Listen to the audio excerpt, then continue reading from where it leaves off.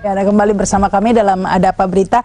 Ya, ini tadi kalau sempat ada tadi ada perdebatan tentang definisi profesional seperti itu. Tampaknya di dalam internal sendiri ini perlu penjelasan begitu ya. Kalau memang misalnya seperti yang dikatakan Jokowi ini isinya profesional, ramping, jangan-jangan nanti akan ada justru barisan sakit hati nih dari partai politik. Jangan sampai ada yang ke MK ya. Nah ini kan apa sakit hati? Kan nggak terakomodir kan begitu? Oh ya, nggak bagi-baginya. Gini lah, jadi kalau belajar lagi sekolah dulu, yang sering kali bikin ribut itu bukan belajar berhitung tuh tambah, kurang, dan kali. Bagi-bagi. Itu harus belajar benar. Kalau bagi-bagi nggak salah. Nah ini nggak rata ini bagi-baginya. Padahal yang bantu kan banyak ya Pak Andreas. Ini udah keringatnya luar biasa ini kan. Karenanya saya tuh banyak yang berkeringat. Banyak yang berkeringat. Banyak yang berkeringat. Ujung-ujungnya kita profesional ramping. Nah lo gimana coba? Saya tuh mencermati betul. Yang pertama pernyataan yang udah inilah ya, hak prerogatif presiden. Iyalah saya bilang profesional, rame kan.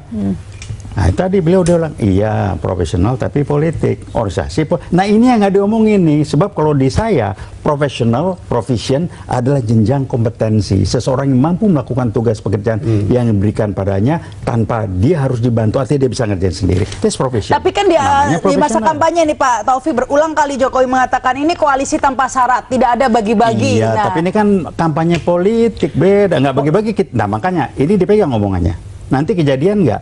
Tapi kalau toh kejadian, orang politik ada aja ngelesnya. Kejadian nggak kira-kira nih? Nggak ada bagi-bagi tanpa syarat seperti itu. Artinya bahwa bekerja sama itu dengan satu tujuan untuk memenangkan Pilpres. Nah itu betul Pak. Kan itu kan dalam proses itu, dan saya kira teman-teman semua partai juga sepakat kita waktu itu bahwa kita tidak bicara soal jatah menteri, soal apa, karena itu akan mengganggu tujuan pada waktu itu. Tapi ini kan sudah selesai kan. Nah baru boleh bicara. Baru dong ini kan sudah selesai. Ini tahapan berikut adalah bagaimana membangun suatu pemerintahan yang efektif. Nah, dan efisien. Pak Andreas jujur nih. Nah, efektif secara politik itu juga harus kita lihat bahwa ini kabinet sistem pemerintahan presidensial yang dimana perlu dukungan dari DPR juga gitu. Nah ini yang menarik. Nah di situ juga kita harus bagaimana membangun suatu dukungan di dalam dukungan di DPR terhadap pemerintahan ini, sehingga apapun yang dibicarakan, apa yang diputuskan oleh pemerintahan bisa mudah mendapat dukungan dari DPR, sehingga ini proses ini bisa berjalan baik, efektivitasnya bisa berjalan gitu. Tentang dukungan dari DPR ini Pak.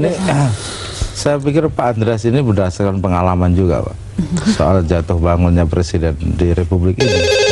Termasuk menurut saya salah satu keberhasilan Pak SBY ini menciptakan situasi yang stabil. Iya, karena semua rata bagi-baginya. Bukan soal rata bagi-baginya. Kondisinya stabil sehingga ekonomi juga bangkit. Nah, itu saya pikir butuh penghargaan. Ya. Bahwa Pak Jokowi misalkan, kan gini Pak, syarat orang menjadi menteri sudah diatur di Undang-Undang Kementerian.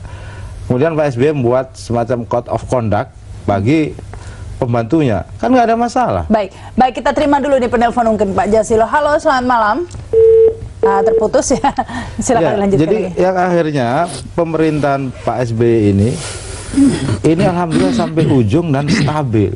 Bukan soal bagi-bagi, tetapi bahwa harga stabilitas itu juga tinggi. Karena dia akan menciptakan ekonomi yang baik. Bayangkan kalau pemerintahan tidak stabil. Kasihlah 100 menteri tapi tidak stabil. Untuk apa? Jadi artinya tadi itu kalau tidak mewakili, bukan bagi-bagi lah istilahnya, kalau tidak mewakili dari pos-pos mewakili dari berbagai kalangan yang berkoalisi Pak Soekarno sampai hari ini ya seperti itu kabinet itu. Persoalan kalau mewakili kenapa? Nah iya, kalau tidak mewakili bisa tidak stabil. Kalau mewakili kenapa? Ya akan gemuk tadi kan, karena soal gemuk dan ini kan soal bagaimana ya sekarang ya katakanlah kita mau kurangi dari 34 jadi 26 misalnya. Nah soal bagaimana membagi itu kan persoalan lain, persoalan berikut gitu. Nah di situ kan kita bicara soal. Tapi otomatis ruangnya akan mengecil dong kalau 26 soal saja begitu. Kecil itu relatif. Ini bagaimana? Yang penting itu juga adil. Kalau buat politik kalau buat politik 34 kepada teman aja bisa dibilang ramping, nggak apa-apa. Kepada teman-teman PDIP, kalau menurut saya penghargaan yang tulus kami juga sampaikan ya. Karena menurut saya pada Pilpres kali ini PDIP tidak mencalonkan ketua umumnya. Iya. Ya kan? Artinya apa? Berpikir objektif. untuk kepentingan bangsa, bukan kepentingan golongan-golongan. Nah, oleh sebab itu Pak Jokowi sebagai hasil kan ikut kemarin, ikut kendaraannya kan pakai partai. Artinya jangan lupa partainya? Bukan, soal jangan lupa partainya. Itulah sistem yang dibangun. Baik. Gitu loh. Nah, kalau sistemnya kayak begitu, kemudian kita ngingkari sistemnya, kan nggak mungkin orang, apalagi pejabat, tidak mengikuti sistem. Baik. Ikuti saja sistem. Kita harus break dulu. Kita lanjutkan lagi nanti pemirsa setelah pesan-pesan berikut ini. Ya, Anda kembali bersama kami dalam Ada Apa Berita. Kita lanjutkan dialog. Saya ke Pak Andreas ini ya. Kalau kita perhatikan ini tampaknya ada yang kontradiktif ini. Di satu sisi ingin kabinet yang ramping, tapi di sisi lain tadi ingin dapat dukungan dari DPR atau dari Senayan. Dan PDIP atau Jokowi sendiri juga membuka peluang ya ini ya untuk koalisi, bahkan yang dari Demokrat atau Golkar seperti itu, dipersilakan untuk koalisi atau bagaimana ya Pak Andreas? Yang pertama saya mau katakan bahwa tidak perlu mengkontradiksikan itu, tapi mempertemukan semua kepentingan itu. Jadi apa yang menjadi keinginan untuk membangun suatu pemerintahan yang katanya ramping tadi, meskipun saya katakan itu ramping itu relatif, ya itu sah-sah saja selama itu bisa mendukung efektivitas daripada pemerintahan. Itu yang penting. Efektivitas di sini yaitu tujuan dari pemerintahan Jokowi JK yang sudah beliau berdua kampanyekan selama kampanye kemarin. Nah, yang berikut adalah bagaimana mempertemukan berbagai kepentingan. Nah, ini politik gitu. Dan di politik itu adalah tugas, kalau politisi tidak bisa mencari solusi, ya jangan jadi politisi lah gitu. Justru disinilah kita harus mempertemukan berbagai macam kepentingan sehingga ya duduk bersama, kemudian bicarakan, ya termasuk di sini soal share kan. Nah, kenapa? Karena tadi yang saya katakan bahwa ini kan kerja bersama dan kemudian ini baru awal loh. Kita masih punya 5 tahun ke depan, dan termasuk 5 tahun ke depan ini adalah ya bagaimana membangun suatu dukungan di parlemen yang kuat gitu. Ini sebelum kampanye pun saya beberapa kali di beberapa media saya sampaikan ini gitu, bahwa kampanye pilpres adalah satu hal, membangun pemerintahan efektif adalah hal berikut. Kenapa? Karena tidak ada gunanya juga mempunyai presiden dan wakil presiden, mempunyai pemerintahan, tapi kemudian selama 5 tahun ini kita ribut terus gitu. Tidak bisa kerja, hanya karena parlemen menjadi faktor yang menghambat proses pemerintahan itu. Bisa saya kasih contoh, Mbak Rahma. Kemarin kan undang-undang MD3 dilakukan voting di DPR, ya kan? Mestinya di undang-undang MD3 itu teman PDIP yang menjadi ketua DPR. Kemudian dilakukan perombakan di situ. Apa yang terjadi? Kalah kan di voting. Maksud saya apa? Kita ini dalam perjuangan bersama bangsa ini, di situ sudah ada pembagian tugas eksekutif, legislatif, yudikatif, itu semuanya kan harus sinergi. Kan nggak bisa kalau tidak sinergi. Nah, oleh sebab itu contoh-contoh seperti ini itu juga menjadi pelajaran ke depan. Maksud saya supaya gitu, dipertimbangkan bukan, ya, jangan kemudian emosional saja ini ramping-ramping begitu. Gini juga, Mbak, saya sambung sedikit.